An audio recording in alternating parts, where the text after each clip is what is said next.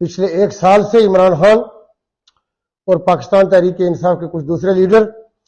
جس طرح ہماری جو پرائم انٹیلیجنس ایجنسی ہے اس کے سینئر آفیسرز کے خلاف اور خصوصی طور پہ ایک بڑے ہی سینئر افسر کے خلاف اور ادارے کے حوالے سے لوگوں کے ذہنوں میں خدشات اور بدظنی پیدا کر رہے اور عوام اور مسلح افواج کے درمیان ایک خلیج پیدا کرنے کی کوشش کی جا رہی ہے جہاں پہ قوم اپنی مسلح افواج پہ مکمل یقین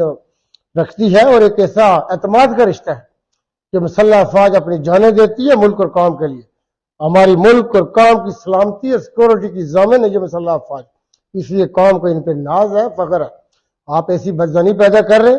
آپ پاکستان کی جڑیں کاٹ رہے ہیں اور پاکستان کی جڑوں کے اوپر وار کر رہے ہیں. میں یہ سمجھتا ہوں کہ یہ ٹائم ہے کہ ایسے کاموں کی اور ایسے عوامل کی نہ صرف سرکوبی کی جائے، اس کی شدید مذمت کی جائے، اس کو روکا جائے اور تمام قومی لوگوں کو، تمام مدعے وطن لوگوں کو آگے آنا ہوگا. ایسے عوامل کو روکنا ہوگا جو پاکستان کو کمزور کرے اور پاکستانی عوام اور مسلح افواج کے درمیان ایسے میں یہ سمجھتا ہوں کہ رشتوں کے اندر بگاڑ اور دراڑ لانے کی کوشش کی جائے.